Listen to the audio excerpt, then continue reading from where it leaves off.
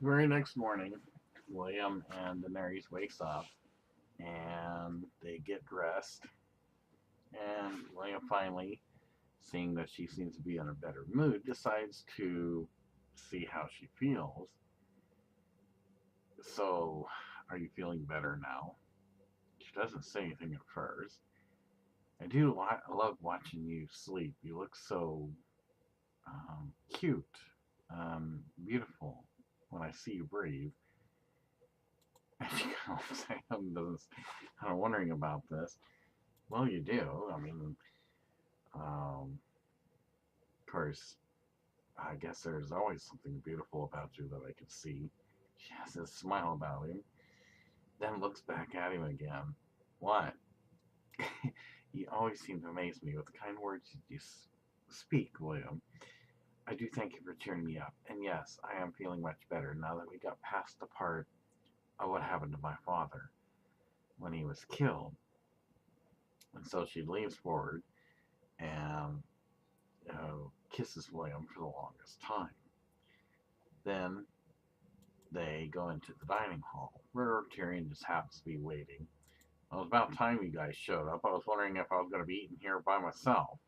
Sorry, I guess we kind of momentarily got held up. Well, he doesn't have long to stay. As soon as we get done having breakfast, we have to continue the genealogy now with Robert I Baratheon sitting on the Iron Throne. Oh, well, then you're really in for a treat. This is about the time when, just before I and everyone went to Winterfell to meet the whole Stark family. So with that, they have their breakfast, and after completing breakfast, William and Daenerys get ready to leave. Well, I guess it's time for us to go. All right, well, learn all that you can. Try not to let it go to your head. I promise, Tyrion, I won't do that. Yes, Tyrion, he will be learning much today. And so, with that, nothing else is said, and they leave the dining hall.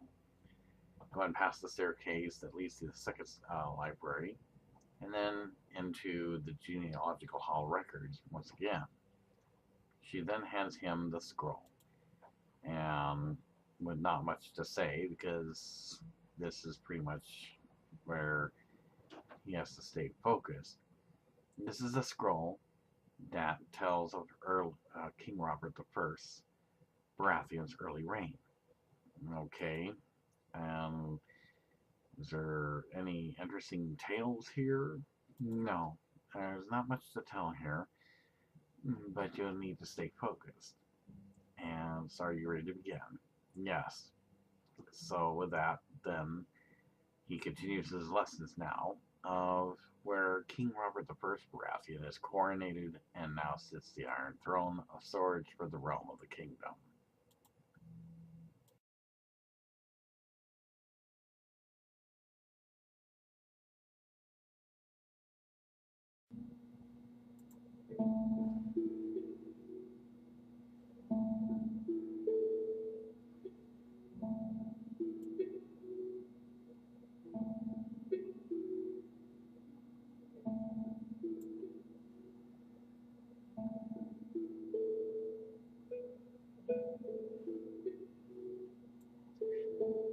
Upon final completion of the trip, Uncle Aegon finally reaches his newly estate with um, Sashka Valerin, his daughter, Princess Elsa, and the last two known dragons in existence, for which was his prophecy by a witch long ago before his birth and afterwards, and by a knight dying on the steps at the time when he caught up with them and, for their own safety, snuck them away without anyone knowing. Viserys III Targaryen, right now rightful heir to the throne of swords, the realm of the kingdom, and his youngest sibling, Daenerys Stormborn of the House Targaryen.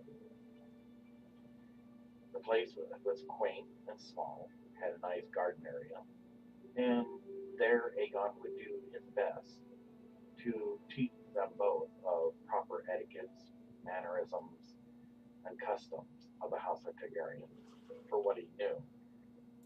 He knows that in time, when Viserys III Targaryen becomes a man of age, as it is custom when one turns 16 years of age, that they will need a better place to be that of royalty. And he knows that a friend of his who would keep his namesake, as was his genealogy history never recorded, secreted from Daenerys and Viserys III, who will both in turn will eventually promise never to mention him either, not because he and Sashka and his daughter Princess Elsa would be at risk, but also to protect her and her brother Viserys III as well, and not draw attention to themselves. But for now, it was time for them to rest down, and as soon as they have had their time of mourning, then lessons would commence, so that they could be prepared for the time Viserys III would return of age and be a man of 16, to go to their final mansion in Essos, where Viserys III will learn final lessons important for one who is to be a king, and hopefully be able to raise an army to take back that which is rightfully theirs that was taken away from them during the time of Robert's Rebellion. The news of the disaster, and as a third test once again, eventually reaches Castle Black and the Brothers of the Night's Watch. They present this to Master Aemon as his third test, and it eventually becomes the final test because they know he's never going to betray his oath of the Night's Watch. He is solemn at first, hearing that Rhaegar, Prince Targaryen, rightful heir to the Iron Throne of Swords, for the realm of the kingdom, son to Aerys II Targaryen, fell in battle at the Trident. Aerys II Targaryen, king, slain by one who was called the Kingslayer, and Prince Rhaegar's wife, Lyanna Martell, of Dragonstone, along with Princess Rhaenys, and one had he lived, then known as Aegon VI, all murdered.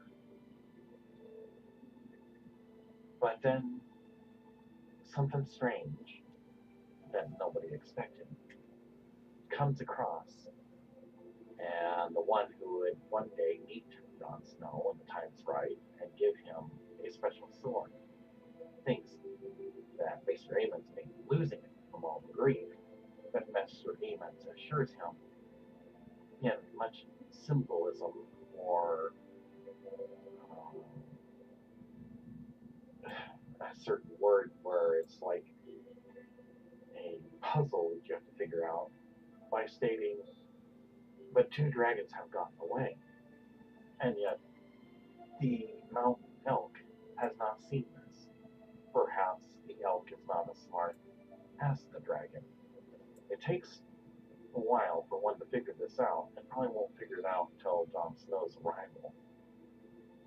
But to Master Aemon's, that means there is hope. Targaryen are not completely exterminated. In which case, Maester Aemon assures the Lord Commander that he is fine, and assures him that all will be well, and not everything is as it seems. In any case, the Lord Commander then assures Maester Aemon that while it is very reluctant that he should have to deliver such heavy, burdensome messages to him, there will be no more tests of his loyalty. And so, in the Game of Thrones, there never is another test presented to him to test his loyalties. Barristan Selmy. The Targaryen dynasty came to an end with the rebellion conclusion.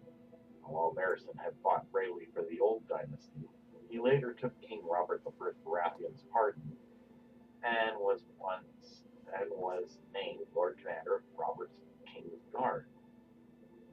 Having had reservations about Jaime Lannister, even before he earned the epithet Kingslayer, due to Lannister's age and inexperience, Barristan did not approve of allowing Jaime to be allowed to continue his service after killing King Aerys II Targaryen, and was known to say that Jaime's white cloak should be traded for a black one. Barristan had moral reservations about serving the new king, Robert I Baratheon, but served loyally nonetheless. He does feel that if he had seen Robert smile when Tywin Lannister presented him with the bloody bodies of Rhaegar's children, he would never have served Robert, and nothing on earth would have stopped him from killing Robert. During Greyjoy's rebellion, Barristan led the attack at Old Wick, but that is a tale to be told later on.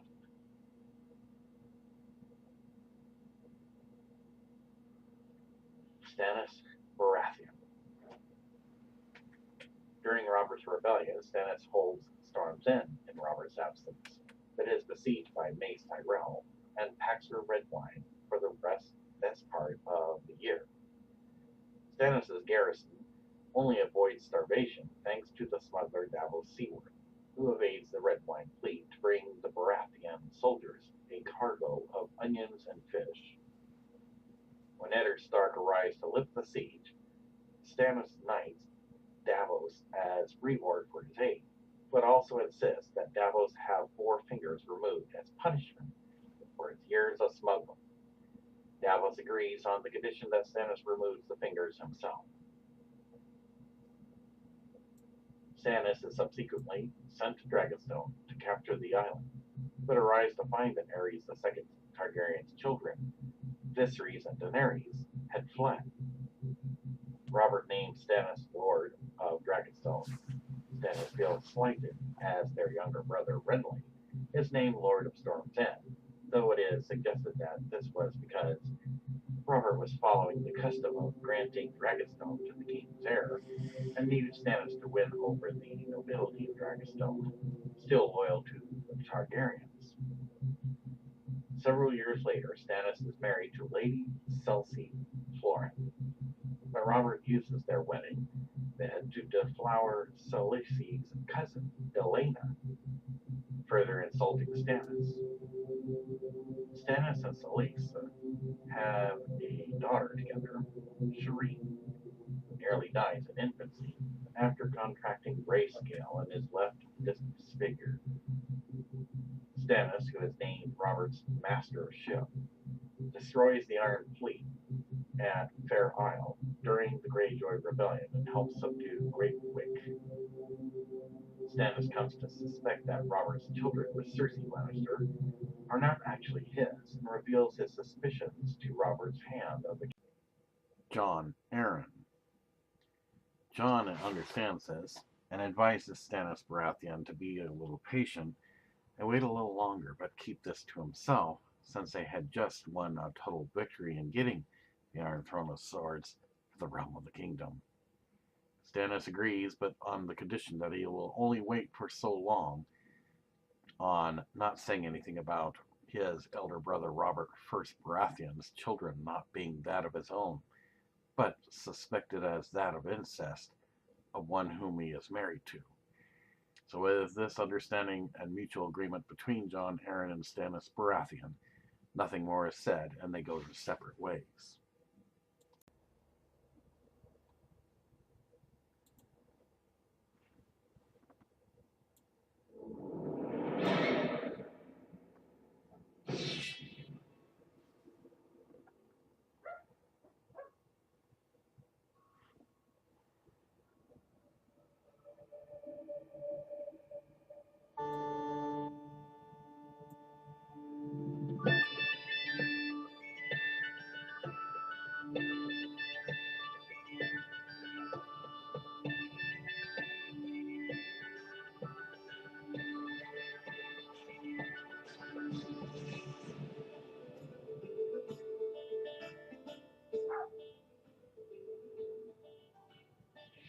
As covered earlier at House of Greyjoy, the younger brother to the king of House Greyjoy, Aegon, had played the finger dance and was injured. Upon his fingers being sewn back on, they should have been amputated. He caught an infection and then later died of gangrene. Aegon's father, Lord Quellen Greyjoy, and older brothers Balon, Euron, and Victarion had been away from time to time, fighting for the final battle of Robert I Baratheon.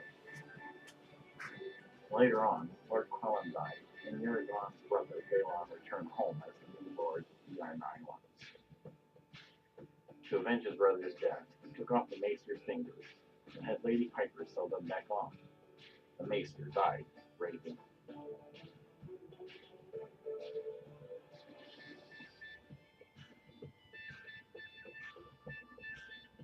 Robert I Baratheon, king.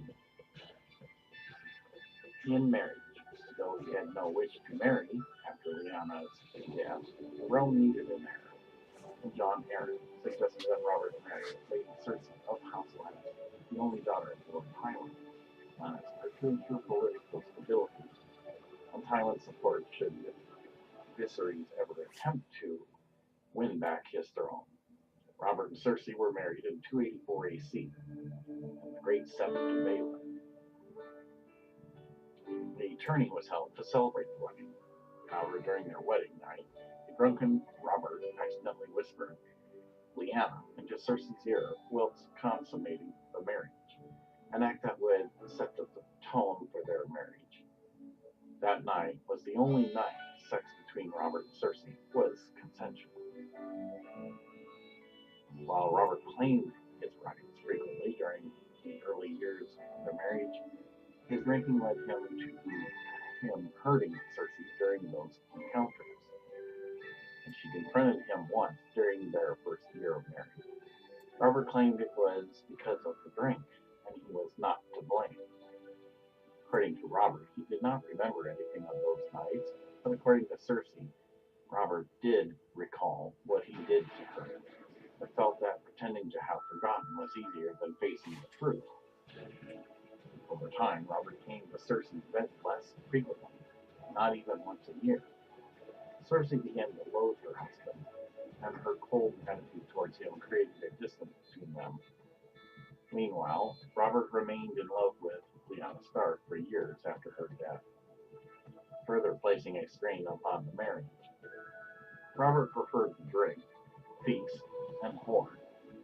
Robert sired several bastards during his marriage with Cersei, though kept them out of sight. Robert once suggested bringing a bastard daughter of his to court after his son Jeoffrey assaulted a pregnant cat. When his wife threatened the girl's life, Robert hit her, but refrained from bringing her to court. During the wedding of his younger brother Deanerys to Lady Cersei of House Targaryen, Robert deflowered Balon Targaryen, a cousin of Khaleesis, on the wedding bed. According to Robert, he was too drunk to know which bed it was. This coupling led to the birth of Edric Storm, the only officially acknowledged bastard of the king.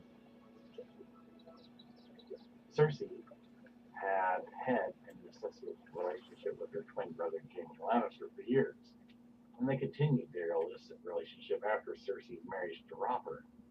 Although Robert was forever imploring Cersei to join him on his hunts in the early years of their marriage, Cersei consistently refused, although she urged him to go, and she could be with her brother in his absence. Two of Robert's Estermont uncles had spent half a year at court following his wedding, and Robert insisted on repaying the visit. They remained in Greenstone for a fortnight. There Robert slept with his cousin, and upon learning this fact, Cersei had sex with Jaime whilst in the castle. Cersei gave birth to 3 children: Jeoffrey, born in 286 AC, Myrcella, born in 289 AC, and Tommen, born in 290 AC. Though everyone, including Robert, believed them to be Robert's children, Jaime is the biological father of all three. Robert did not attend any of the births. Whenever Cersei's time was due, he left for a hunt, returning only after the birth. Cersei became pregnant by Robert only once. Refusing to give birth to Robert's child, she had Jaime find a woman to cleanse her.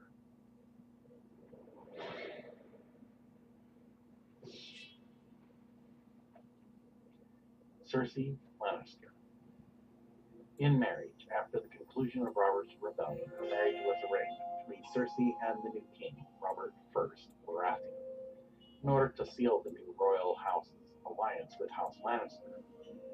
Cersei and Robert were wed in 284 AC. She and Jaime had sex the morning of her wedding. Nonetheless, Cersei was at first enthralled by the happy crowds at the royal wedding. However, her enthusiasm for the match ended when Robert called her Lyanna during their first night together. The marriage rapidly deteriorated, and Cersei resumed her incestuous relationship with Jaime. She bore him 3 children, Joffrey, Myrcella, and Tommen, all of whom she successfully passed off as Robert's true-born heirs. While the king was away during the births of his children, Jaime was present for at least Joffrey's birth, though Cersei refused to let her brother hold the child, fearing people might start to suspect his true parentage. On one occasion, early in her marriage, Cersei became pregnant by Robert. Unwilling to give birth to Robert's child, she sent Jaime out to find a woman to cleanse her. Having grown to resent Robert over the years, Cersei took further care to ensure he did not impregnate her. During the early years of their marriage, Cersei declined Robert's invitations to hunt with him, as Robert's trips allowed her more time with Jaime. Because 2 of Robert's Estermont uncles from Greenstone had remained at court for half a year following Cersei's marriage, Robert insisted on repaying the visit, and Cersei and Jaime accompanied him for a 2-week stay at Estermont. While there, Cersei suspected that Robert was sleeping with a cousin of his, and had Jaime follow Robert to confirm her suspicions. Cersei and Jaime slept together on Greenstone, and Cersei likes to believe that was the night their eldest son Joffrey was conceived. While Robert claimed his rights frequently during the early years of their marriage, his drinking led him hurting Cersei during those encounters. When she confronted him once during their first year of marriage, Robert claimed it was because of the drink, and he was not alone. He tried to take another horn to nail. Cersei smashed her own horn in his face, chipping his tooth. Robert claimed not to remember anything of those nights, but Cersei believed otherwise, and is certain that Robert didn't recall what he did to her, but felt that pretending to forget was easier than facing the truth. Cersei, in turn, tried to pretend that Robert was Greyjoy during those years. Over time, Robert came to Cersei's bed less frequently, not even once a year. True to Maggie's prophecy, Cersei had 3 children, while Robert sired several bastards. After Joffrey assaulted a pregnant cat, Robert suggested bringing a bastard daughter of his to court. Cersei threatened the girl, claiming King's Landing was a dangerous place for a girl growing up. Though Robert hit Cersei for that, the girl was not brought to court, and all of Robert's bastards were kept out of sight. According to Peter Bailey, however, there are rumors that Robert fathered twins on a serving woman at Casterly Rock in 295 BC, and that Cersei had the babes killed and the mother sold to enslavement.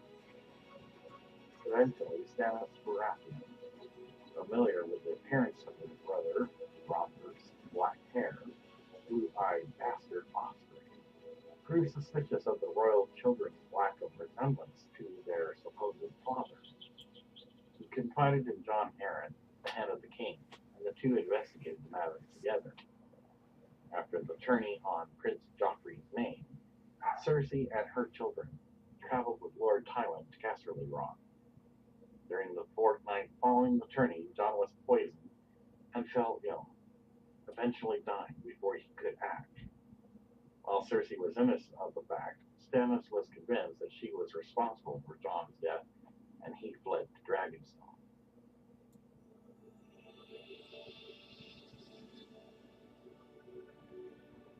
Varys himself. During Robert's Rebellion, after the defeat of Lord John Connington at the Battle of the Bells, Sir Varys with fellow Kingsguard Knight Sir Jonathan Derry was sent to rally the remnants of Connington's army. He fought in the Battle of the Trident and was severely wounded. Lord Roose Bolton counseled that Barristan's throat should be cut, but Robert Baratheon instead called for his own maester to attend Barristan. Because he had been wounded so badly, Barristan was not present in King's Landing when the bodies of Princess Rhaenys and Prince Aegon were presented to Robert. The Targaryen Dynasty came to an end with the rebellion's conclusion, and while Barristan had fought bravely for the old dynasty, he later took King Robert I Baratheon's pardon and was named Lord Commander of Robert's King's Guard. Having had reservations about Jaime Lannister even before he had earned the epithet Kingslayer due to Lannister's age and inexperience, Barristan did not approve of allowing Jaime to be allowed to continue his service after killing King Aegon II Targaryen, and was known to say that Jaime's white cloak should be traded for a black one. Barristan had moral reservations about serving the new king, Robert I Baratheon, but served loyally nonetheless. He does feel that if he had seen Robert's smile when Tywin Lannister presented him with the bloody bodies of Rhaegar's children, he would never have served Robert, and nothing on earth would have stopped him from killing Robert.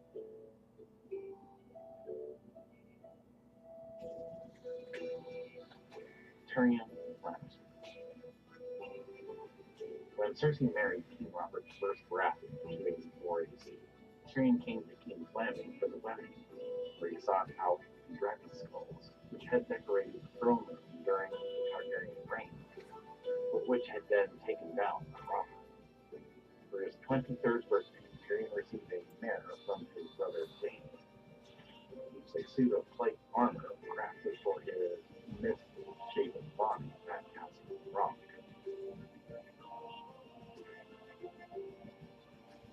House Greyjoy.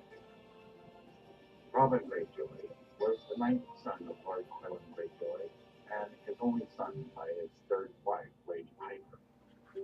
In history, Robin was the youngest son of Lord Quillen Greyjoy of Pike and the only son by his third wife of House Piper. He was sickly as a child and died young. His older brother Aaron considers him to have been a sickly idiot boy, quote unquote, who is best forgotten.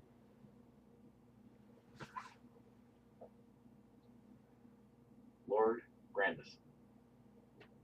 Lord Grandison was the head of House Grandison and Lord of Grandview during the reign of King Aegon II Targaryen. His given name is unknown. In history, during Robert's Rebellion, Lord Grandison remained faithful to House Targaryen, but was captured by his liege, Lord Robert Baratheon, in the battle at Summerhall. He became a loyal ally of Robert and fought for him during the rest of the war.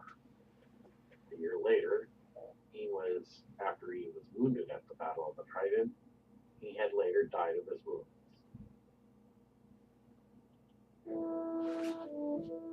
Stannis Baratheon, Lord of Dragonstone. Following the sack of King's Landing and the surrender of the Tyrells at Storm's End, the new king, Robert I Baratheon, charged his brother Stannis with building a new fleet to seize the island of Dragonstone, the last stronghold in the possession of House Targaryen. A fierce storm destroyed the Targaryen fleet, which had been protected while Dowager Queen Rhaella Targaryen died in labor at the castle of Dragonstone. Targaryen loyalists smuggled 2 Targaryen children, Viserys III and Daenerys Stormborn, of the island before Stannis' assault on Dragonstone. Robert blamed Stannis for letting the Targaryen heirs escape, although the 2 children had been spirited to safety by Targaryen loyalists, shortly before Stannis had even set sail. Stannis was displeased to discover that King Robert had named him Lord of Dragonstone instead of the wealthier Storm's End, which was given to their younger brother Renly, who was only a young child at the time. Stannis resented this and believed it to be an intentional slight, which Queen Cersei Lannister agrees with. According to George R. Martin, however, Robert had not necessarily meant it as such. The castle had traditionally been the seat of the heir to the Iron Throne, the Prince of Dragonstone, during most of the Targaryen Dynasty.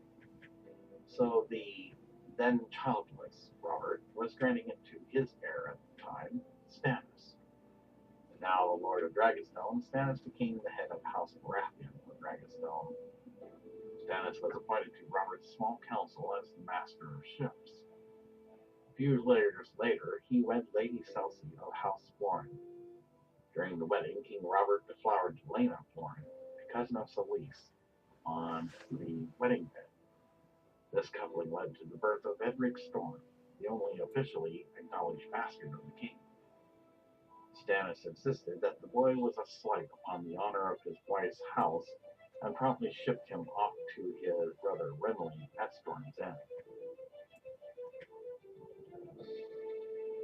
Khaleesis Florent. Khaleesis Florent, also known as Khaleesi Baratheon, is the wife of Lord Stannis Baratheon and is the Lady of Dragonstone.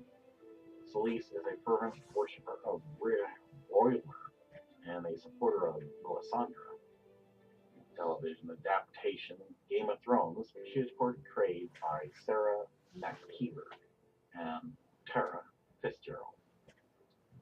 In appearance and character, Khaleesi is not a particularly attractive woman.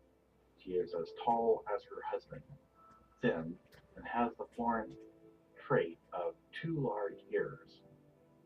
Khaleesi has pale eyes, a sharp nose, and suffers from hair growth on her upper lip. Her mouth is stern, and her voice a whip. Khaleesi is married to Lord Stannis of House Baratheon of Dragonstone. It is a loveless marriage, and the two have little patience for each other. They have one daughter, Shireen, a sad little girl bearing a disfigurement from the grayscale. Khaleesi wears jewels and an ermine mantle. In history, Khaleesi married Stannis in either 286 AC or 287 AC. During their wedding, Stannis' elder brother, King Robert I Baratheon, deflowered Laena Florent, a cousin of Khaleesi, and the bed made for the newlyweds. Laena became pregnant and gave birth to a boy, Edric Storm. Khaleesi later said to her husband that because of this, they were cursed and they had no sons. Stannis is not fond of his wife. They seldom sleep together, and despite their hopes, they have no sons, only a daughter, Shireen. Some years before the start of A Song of Ice and Fire, Lord Varys informed Robert's small council that Khaleesi had taken up with a red priest.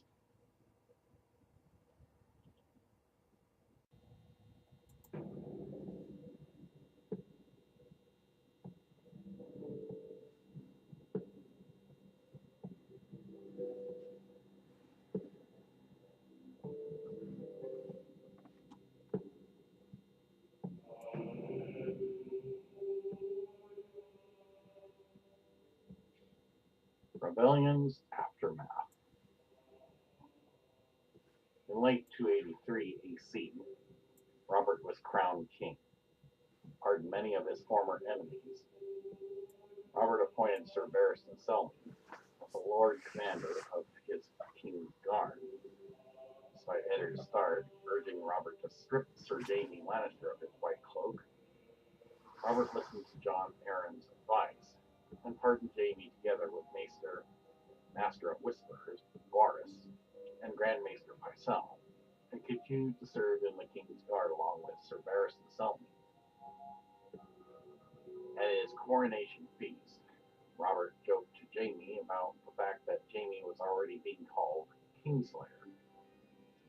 Robert tasked his brother Stannis with building a new fleet and capturing Dragonstone, the last Targaryen loyalist stronghold, where the pregnant Dowager Queen Rhaella Targaryen and her son Viserys remained. As a side note, Dowager Queen Rhaella Targaryen actually deceased, therefore there is some contradiction in the timeline. Dragonstone was assaulted some 9 months after the Battle of the Trident by Stannis, but Viserys and the newly born Daenerys Targaryen had been smuggled from the island shortly before. Robert blamed Stannis for letting the Targaryen children escape, even though the two children had been spirited to safety by Targaryen loyalists shortly before Stannis had set sail. Although peace returned to the Seven Kingdoms, not all supported Robert as king. By those, he was referred to as usurper. Dorne never forgot or forgave the fact that Robert condoned the cold-blooded murders of Elia Martell and her two young children, Rhaenys and Aegon. The year after Robert took the throne, when Elia's younger brother, Prince Oberyn, began plotting a rebellion in the name of Viserys, Lord Jon Arryn, Robert's new hand of the king, traveled to Dorne, sat down with Doran Martell, the Prince of Dorne, and ended all talk of rebellion. Regardless, Robert never visited Dorne. As he now resided at his seat in King's Landing, Robert granted the ancestral Baratheon seat of Storm's End to his youngest brother, Renly, while naming his brother Stannis as Lord of Dragonstone. Both Stannis and Cersei Lannister believe that Robert intended this as a slight against Stannis, but according to George R.R. Martin, Robert had not necessarily meant it as such. Dragonstone had traditionally been the seat of the heir to the Iron Throne, the Prince of Dragonstone, during most of the Targaryen Dynasty, so the then childless Robert was granting it to his heir at that time, Stannis. Now the Lord of Dragonstone, Stannis became the head of House Baratheon of Dragonstone.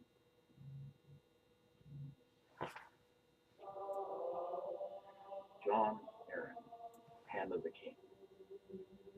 The first task Jon undertook was making peace with Dorne. The southern region was incensed by the deaths of Prince Luwin and Princess Elia during the war, and Prince Oberyn Martell tried to raise the kingdom to support Viserys Targaryen, the surviving son of King Aerys II. The year after Robert I Baratheon took the throne in 284 AC, Jon returned the bones of Luwin to Sunspear and brokered a peace with Doran Martell, the Prince of Dorne. However, Sir Gregor Clegane and Sir Armory Lorch, who had killed Elia and her children, went unpunished by Robert, creating a persistent bone of contention between the Iron Throne and Dorne. To strengthen Robert's hold on the throne, Jon negotiated the king's marriage with Cersei Lannister and advised that he retain her brother Sir Jaime on the king's guard, thereby opposing Lord Eddard Stark, who proposed sending Jaime to the wall for his killing of King Aerys. Robert also considered the assassinations of Viserys and Daenerys, believed to be the last two Targaryens, as thus possible threats, but Jon dissuaded the king from the idea. Robert left Jon with much of the responsibility of running the Seven Kingdoms, but Jon could not stop Robert from spending huge amounts of money on tournaments and excess, putting the realm in serious debt. While he was at court, Nestor Royce ruled as High Steward of the Vale. Jon's marriage with Lisa was loveless, with Lisa finding Jon to be too old and hating his bad breath. After 3 girls and 2 boys miscarried, Lisa gave Jon a sickly son, an heir, Robert Arryn. Lisa organized for her childhood friend, Peter Baelish, to administer the customs at Goldtown, and later convinced her husband to bring him to the court in King's Landing. Peter was made master of coin under John as Ham. Puff became John's squire. John brought Sir Mandon Moore to King's Landing, and King Robert made him a member of his King's Guard, though neither of the two loved him very much. In the meantime,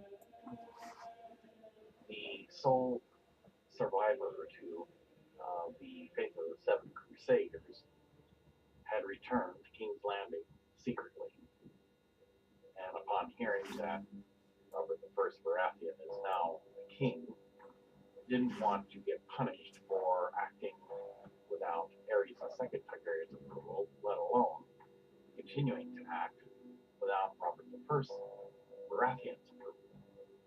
They reported to the assisting High Septon, who would later become the High Sparrow. But in the meantime, a High Septon was in need. So one had been appointed for the time, and it was hence decided that though a great sweeping wildfire victory in Westeros was done to purge heretics who did not allow conversion to the Faith of the Seven as religious practice, the great loss in Essos was enough that they weren't going to pursue it a second time, even though the High Priestess of the gods of fire and ice in Essos was not aware of this, and they in turn took in the High Priestess. So thus, a new High Septon was installed for the House High Septon Faith of the Seven. Ned Stark, Robert's Rebellion. When Eddard returned home to Winterfell, he brought with him his bastard son Jon Snow. This, of course, was after he also lifted the siege at House Baratheon. As we go back a bit, and covering a little bit in review,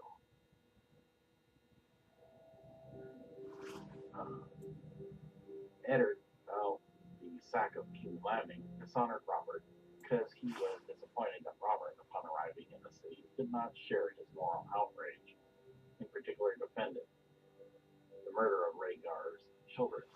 He also ignored Eddard's counsel that Jaime should be made to join the Night's Watch for breaking his oath as a knight of the King's Guard by not protecting him. Their disagreement created a rift between Eddard and Robert that not even Jon Arryn was able to breach. Eddard left Robert to King's Landing and went to Storm's End, where he lifted the siege of the castle. Lord Mace Tyrell and his armies yielded to Eddard without a fight. Afterwards, Eddard traveled to the Red Mountains of Dorne to liberate his sister Lyanna, who apparently was held at the Tower of Dorne.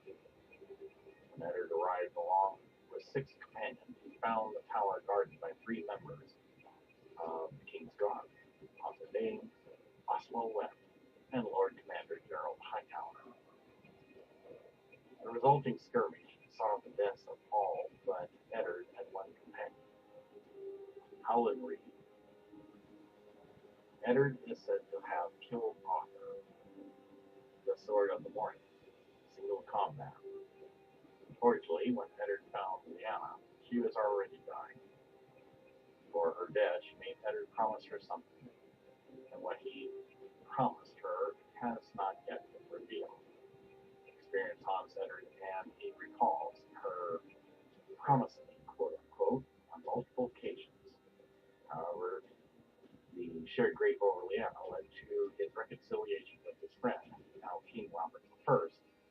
And as a side note, this will take place much later on, at the start of the Game of Thrones. Also, as an additional side note, the promise, though theory and conjecture, not yet proven, was the fact that the one that Lyanna Stark had given birth to, which was Prince Aegon Targaryen's child, was actually Jon Rhaegar Targaryen. But for his own safety, and especially at Ned Stark knowing that what befell Rhaegar's wise children and his wife could also befall this one. So he is simply renamed as Jon Snow. Arthur Dayne. After the end of the rebellion, Arthur, Oswald, and Sir Gerald Hightower were found by Lord Eddard Stark at the Tower of Joy. Arthur died there, fighting Eddard and his companions. The exact circumstance of his death are unclear. Bran Stark recalls his father, Eddard, describing Arthur as the finest knight he ever saw, and elaborated further that Arthur would have killed him if it not for Howland Reed. Stones from the tower were used to build his cairn upon a nearby ridge. Arthur is remembered as not only a skilled fighter, but a valiant and true knight. After Arthur's death, Eddard rode to Starfall, the seat of House Dayne, to return the sword Dawn to Arthur's sister, Lady Ashura Dayne, as a sign of respect. Robert's Rebellion. Gerald was present when King Aerys II Targaryen burned Lord Rickard Stark alive in Red Keith's throne room, and while Brandon Stark strangled himself to death. After the two Starks died, Gerald took Sir Jaime Lannister aside and reminded him they were sworn to defend the king, not religion. During the ensuing rebellion, after the Battle of the Bells, Gerald was sent to find Prince Rhaegar. While Rhaegar eventually returned to King's Landing, Gerald did not. Next seen at the Tower of Joy in the Red Mountains of Dorne, the two of his sworn brothers, Sir Arthur Dayne and Sir Oswald Lannister, both of whom had been with Rhaegar when he disappeared originally. Here, they were guarding Lyanna Stark. The three King's Guard were eventually found at the tower by Lyanna's brother, Lord Eddard Stark, in Winterfell. 6 of Eddard's companions. After a short conversation with Eddard, during which the 3 knights refused several opportunities to leave unharmed, combat ensued in which Gerald died. Stones from the tower were used to build his cairn upon a nearby ridge.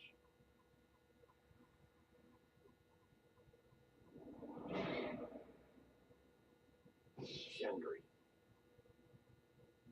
Gendry is a fictional character in a Song of Ice and Fire series of fantasy novels by American author George R. Martin and its television adaptation, Game of Thrones.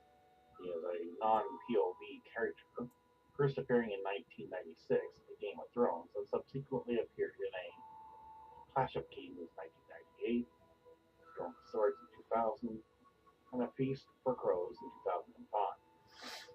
Gendry is an apprentice blacksmith in King's Landing and an acknowledged bastard of King Robert Baratheon.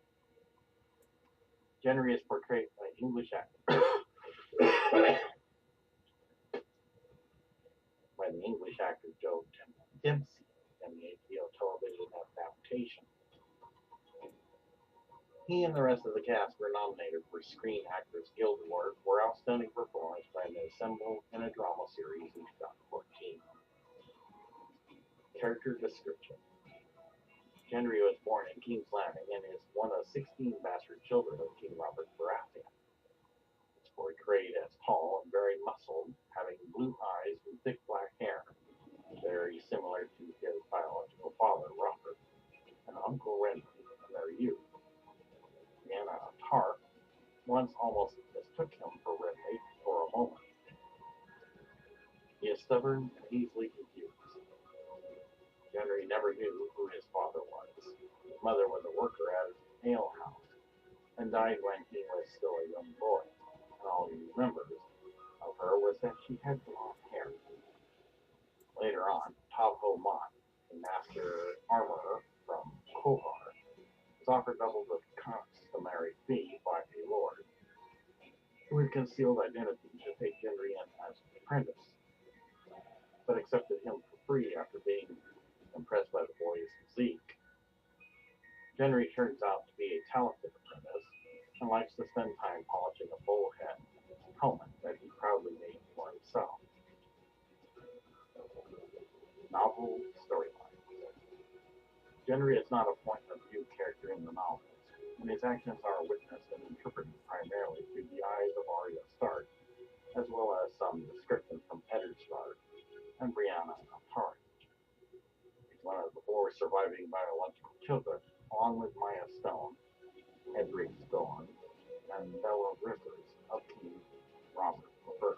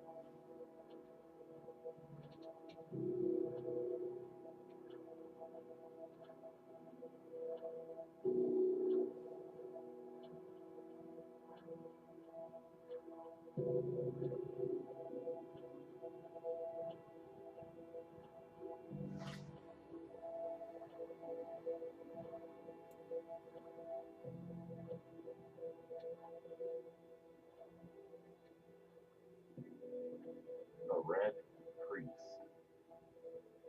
Red Priests are the clergy of the religion of royal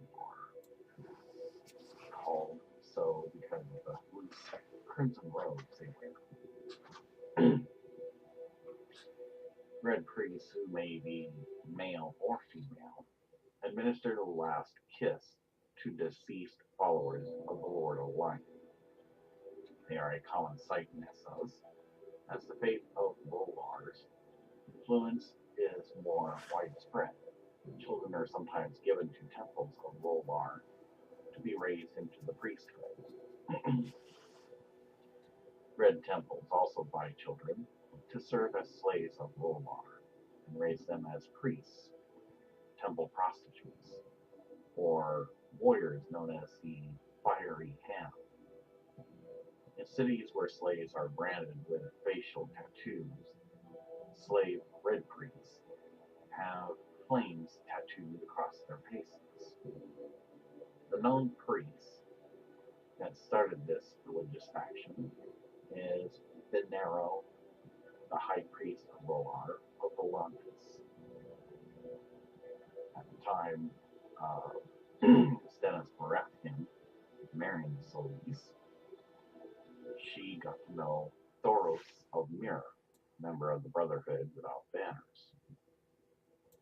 Later on, there would be Makaro, called the Black Flame by the crew of Targaryen Greyjoy, Melisandre of Asai, called the Red Woman or Woman in Red, counselor of Stannis Baratheon, and Elzelwino, established in Bravos. Starting with Thoros of the timeline, at the time Stannis Baratheon married Khaleesis. Thoros of Myr is a red priest of Rolar from the free city of Myr, a member of King Robert I Baratheon's court at King's Landing. In the television adaptation, Game of Thrones, he is portrayed by Paul Kaye. Appearance and character. Thoros is a tall, fat man in flapping red robes. He shaves his head and has a smooth face. The genial Thoros enjoys wine, joking that he became a red priest because robes would hide wine stains. He is fond of feasts and tourneys, has a gift for tongues, and has some success seeing visions in flames. Thoros has a reputation as a brave madman with an absurd but dangerous fire sword. Jeffreys was a great friend of King Robert I Baratheon. In history, Thoros was born in the free city of Myr, the youngest of 8 children, and he was given to a red temple of Rolar at a young age.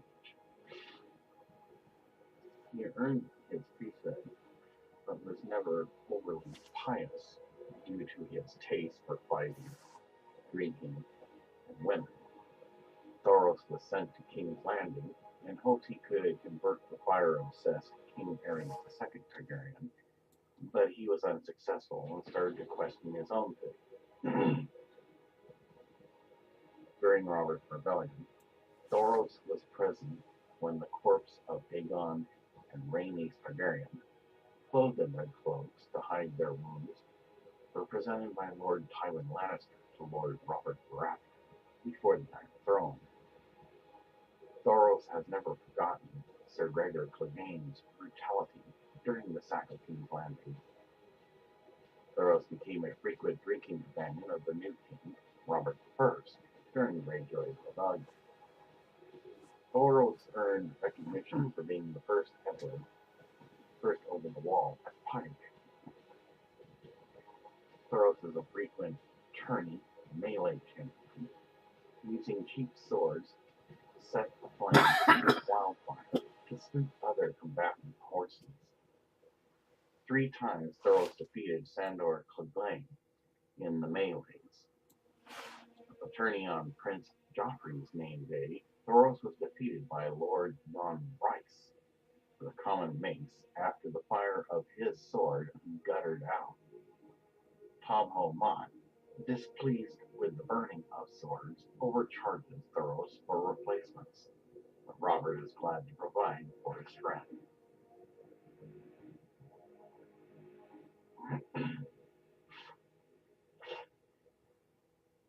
Jeoffrey Baratheon, born in 286 AC.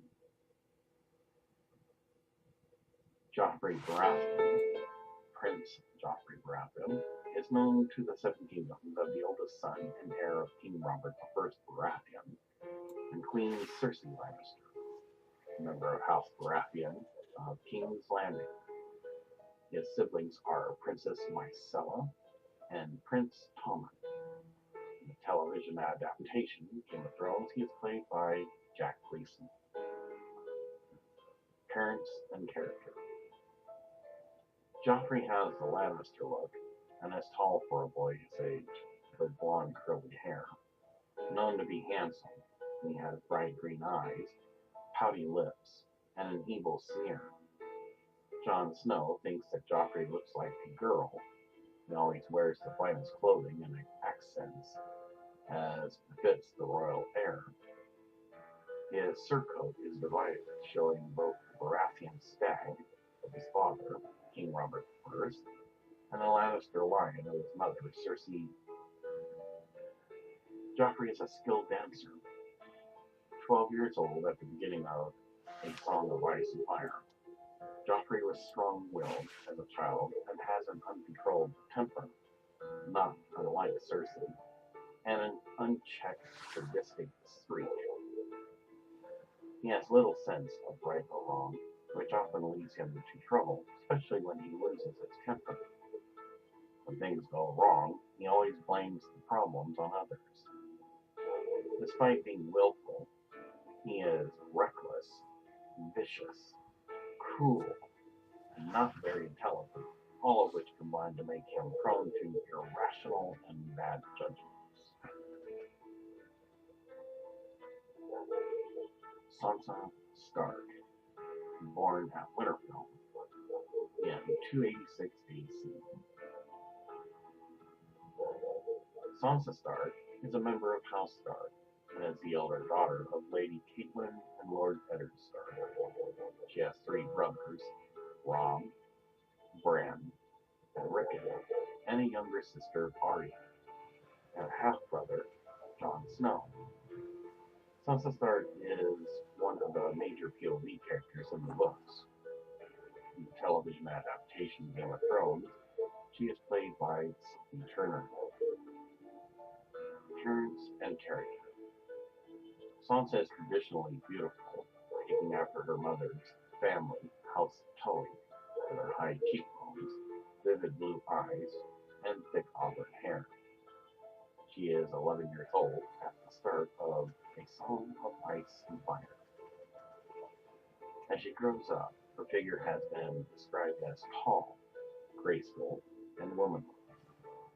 Sansa was raised a lady and possesses the traditional feminine graces of her milieu with a keen interest in music, poetry, singing, dancing, embroidery, and other traditional feminine activities. Like many girls her age, Sansa is enthralled by songs and stories of romance and adventure, particularly those depicting handsome princes, honorable knights, chivalry, and love.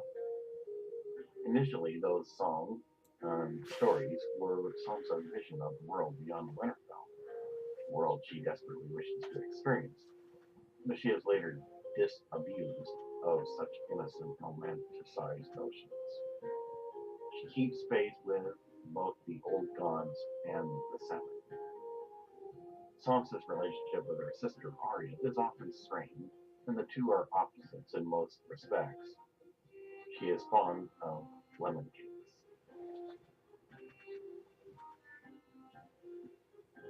Edric Storm. Edric Storm is the bastard son of Robert I Baratheon and is presumed to have been born in 287 AC. Edric Storm is the bastard of King Robert I Baratheon and Galena Florence, apparently a sister and or cousin to Khaleesis Florence, who married Stannis Baratheon, Lord of Dragonstone. Appearance and character. Edric is a sturdily attractive youth with jet black hair and deep blue eyes. He resembles his father, King Robert I, and has the characteristic hair, eyes, jaw, and cheekbones of House Baratheon. Edric also has the large ears common to House Florence. Edric is charming and courteous, but also fierce and proud. In this manner, Davos Seaworth compares Edric to both Robert and the king's brother, Renly. In history, Edric was conceived by King Robert I Baratheon and Rhaena, the wedding night of Lord Stannis Baratheon, to Khaleesi Florence, Rhaena's cousin, in the couple's wedding. Stannis saw this as an insult to his honor, so he sent Edric to Storm End to foster with the boy's other uncle, Renly Baratheon. Rhaena was a noblewoman. Edric was acknowledged by his father. He was raised in a relative comfort at Storm End under the guardianship of Sir Courtenay Penrose, Renly's castellan, who is fond of the boy. Edric was educated by maesters, castellans, and macedonians. Edric has been sent a gift from his father every year on his name. These have included a pony, a sable cloak, and a child-sized warhammer, similar to his father's weapon. Edric would write to King's Landing to thank his father for the gifts. Upon receiving the letters, Robert would laugh and ask Varys what he had sent them here.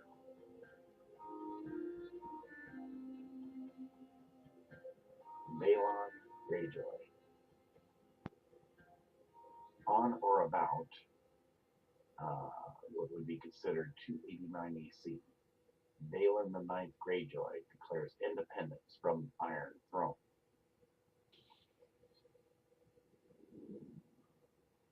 Lord Clellan Greyjoy had desired stronger ties with Green lands.